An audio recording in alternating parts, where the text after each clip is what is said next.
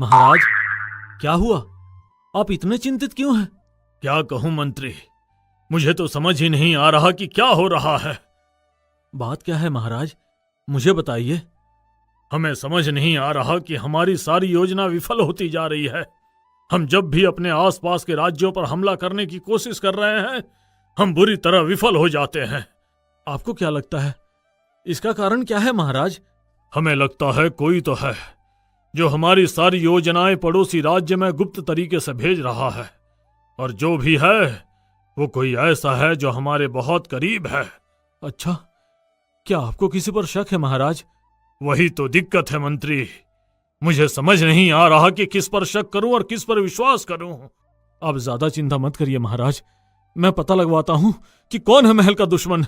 ठीक है, तुम पता लगाओ, तब तक हम भी कुछ सोचते हैं कि कैसे इसे हल कर सकते हैं।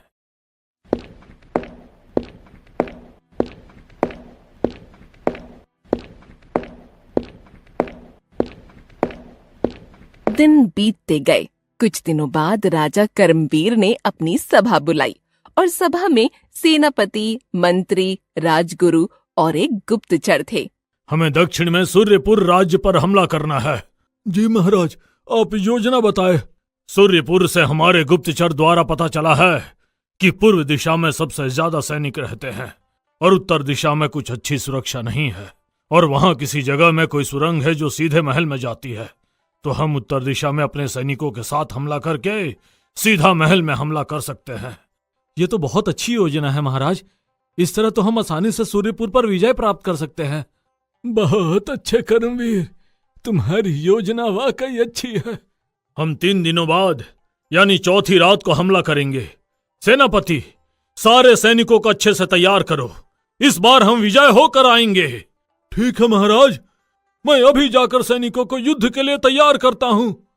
ठीक है, अब यह सभा यहीं खत्म करते हैं, और अब आप सभी जाइए और जाकर आराम करिए।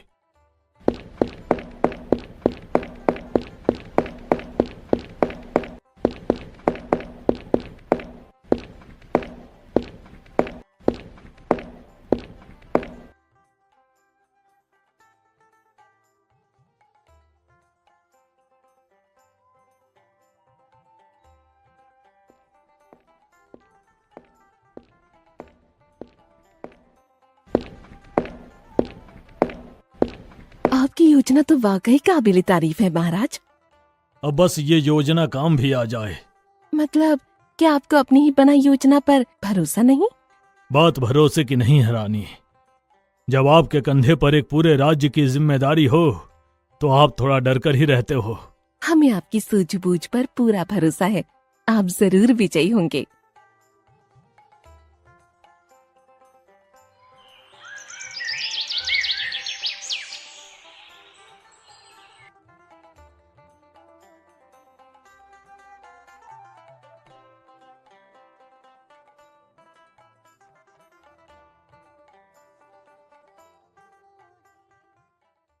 महाराज, युद्ध स्थगित करने का कोई विशेष कारण? हमारी योजनाओं के बारे में उन्हें पता चल गया है सेनापति। हमें हमारे गुप्तचर से पता चला है कि उत्तर दिशा के साथ बाकी सभी दिशाओं में भारी सुरक्षा लगा दी गई है। हम कितनी भी कोशिश कर लें, हम वहां तक नहीं पहुंच पाएंगे। तो क्या फायदा ऐसे युद्ध करके जिसमें हमें पहले से ही पता है कि हार हमारी ही होगी। लेकिन महाराज, ये कैसे हो सकता है? हमारी गुप्त योजना के बारे में उन्हें कैसे पता चल सकता है? वही तो हमारी भी समझ में नहीं आ रहा, हम किसको दोषी ठहराएं किसको नहीं। तो आप पता लगाइए महाराज, वरना जल्दी ही हमारा राज्य हमारा नहीं रहेगा। हाँ, हम भी कुछ सोचते हैं इसके बारे में। तुम जाओ, जाकर सैनिकों को खबर दे दो कि युद्ध को स्थगित कर दिया गया है। जैसी आपकी आज्ञा महाराज।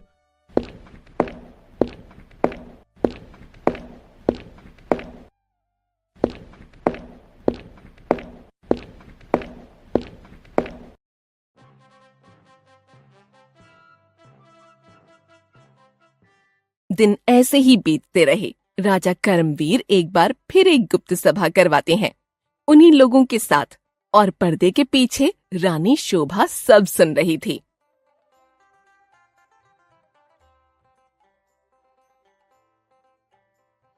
इस बार हम फिर सूर्यपुर राज्य पर हमला करेंगे, लेकिन इस बार हम दूसरे तरीके से हमला करेंगे।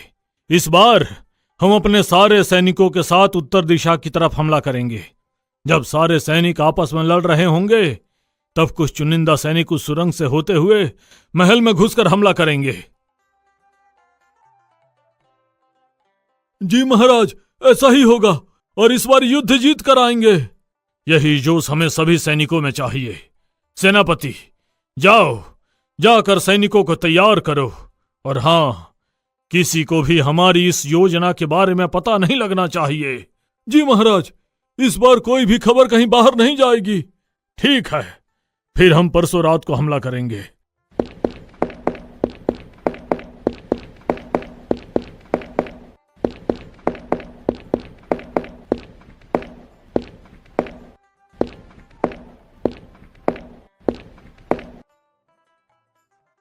सैनिक एक बार फिर से तैयारियों में लग जाते हैं, लेकिन इस बार भी राजा करमवीर युद्ध स्थगित कर देते हैं।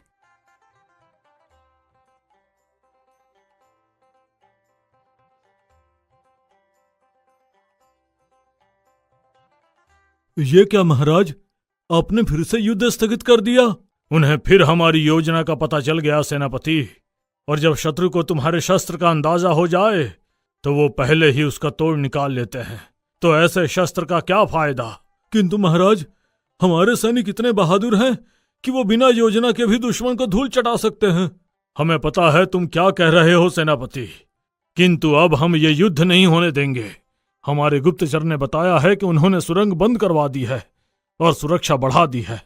अब ऐसे में यदि हम युद्ध करने जाएंगे तो पराजय निश्चित है। ठीक है महाराज, मैं सैनिकों को खबर देता हूं, युद्ध एक बार फिर स्थगित हो गया है।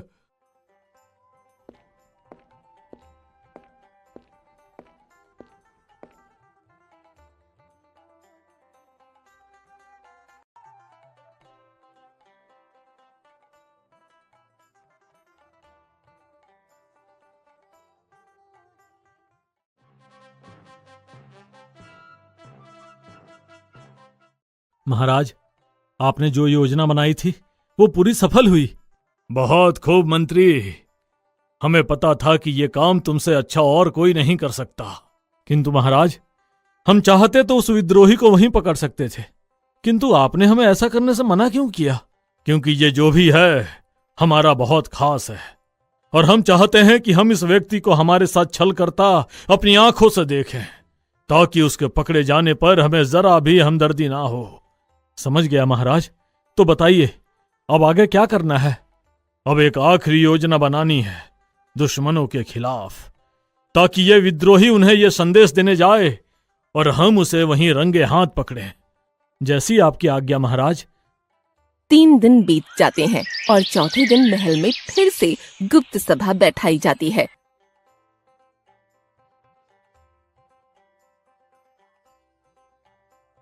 हमें पता है कि हम जो भी योजना बनाएंगे वो दुश्मनों तक पहुंच जाएगी, इसलिए अच्छा है कि इस बार बुद्धि से ऊपर बल का उपयोग किया जाए।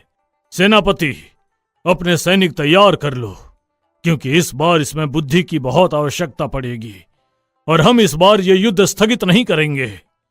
उम्मीद तो यही है महाराज कि इस बार युद्ध स्थगित ना हो।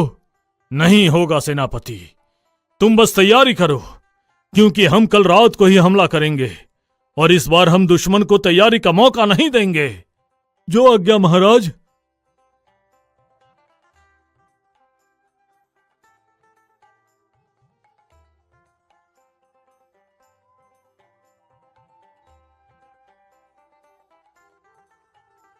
अब केवल उस विद्रोही के बाहर आने का इंतजार है।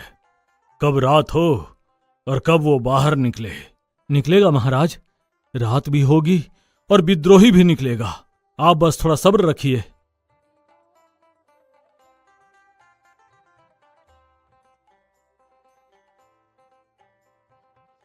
मंत्री, वो देखो, वो रहा वो। जी महाराज, चूहा अपने बिल से बाहर आ चुका है। अब हमें भी उसके पीछे चलना चाहिए। तुम ठीक कहते हो मंत्री, चलो चलो, इससे पहले कि वो कहीं गायब हो जाए।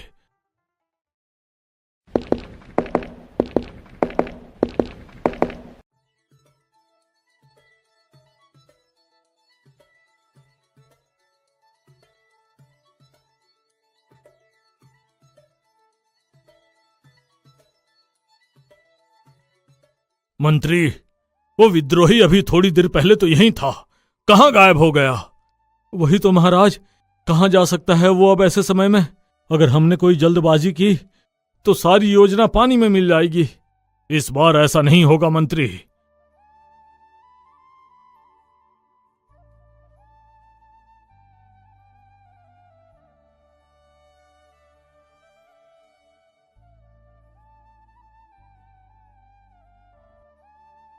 ये क्या है महाराज? पहेली। पहेली? पर इसका क्या तात्पर्य है महाराज? तात्पर्य है मंत्री, ये पहेली हल करके विद्रोही उस स्थान तक जाएगा जहां दुश्मन को उसको मिलना है। ये एक खेल है मंत्री, ताकि किसी को पता भी ना चले और वो विद्रोही को पकड़ भी ना पाए। पर उस पर क्या लिखा है महाराज? एक राजा की अनोखी रानी, दुम के रास्ते पीती पानी। इसका क्या अर्थ हो सकता है?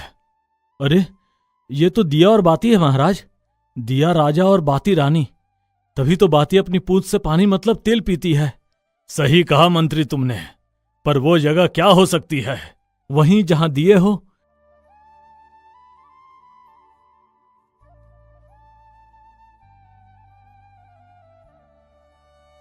किंतु यहां तो हर जगह दिए हैं, मतलब यहां पर बात हो रही है मंदिर के अखंड दिए की, जो महाराज हमें वहां जाकर देखना चाहिए।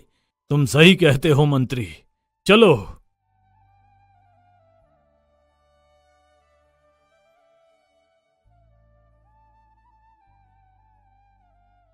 महाराज देखिए, यहां पर भी एक ऐसा ही कागज का टुकड़ा पड़ा है। उस पर क्या लिखा है? छुपने वाले छुपे रहो, चोर तुम्हारे पास है, संदेश देने आओ वहां जहां जाती ताजा सांस है। इसका मतलब विद्रोही उस जगह पर है जहां अच्छी सांस आती है, पर यह कौन सी जगह है? महाराज, आप हमेशा कहते हैं कि चाहे कितनी भी थकान हो, कितनी भी चिंता हो, बगीचे की ताजी हवा में सांस लेकर सब ठीक हो जाता है। कहीं ये जगह महल का बगीचा तो नहीं?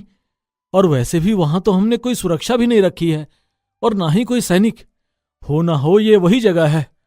हो ना हो नहीं मंत्री, ये वही जगह है। सारे सैनिकों को कहो कि बगीचे को चारों तरफ से घेर ले। जी महाराज। महाराज के आदेश पर बगीचे को चारों ओर से घेर लिया जाता है और महाराज और मंत्री वहां पहुंचकर देखते हैं वहां दुश्मन, जिसने काले वस्त्र पहने हैं, और सूर्यपुर राज्य के 2 सैनिक भी होते हैं।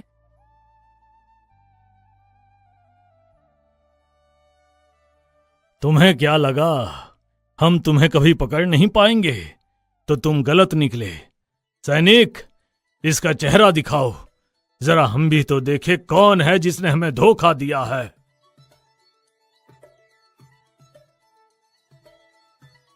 महारानी, आप? महाराज, मुझे क्षमा कर दीजिए, मुझसे भूल हो गई। आपके ऐसा करने का कारण क्या है महारानी? महाराज, सूर्यपुर के राजा मेरे पिता के बहुत अच्छे दोस्त हैं। मेरे पिताजी ने मेरी शादी आपसे कराई ताकि मैं आपकी सारी योजनाएं, सारे राज उन्हें बता सकूं और वो आपको हरा सकें। लेकिन महाराज, मुझे अपनी गलती का एहसास हो गया है। अब मैं ऐसा कभी नहीं करूंगी, मुझे माफ कर दीजिए। आपने हमारे साथ जो छल किया है उसकी कोई माफी नहीं है महारानी। सैनिकों, तीनों को ले जाकर कारावास में डाल दो। राजा के कहने पर सैनिकों ने रानी और उन 2 सैनिकों को उठाकर जेल में डाल दिया।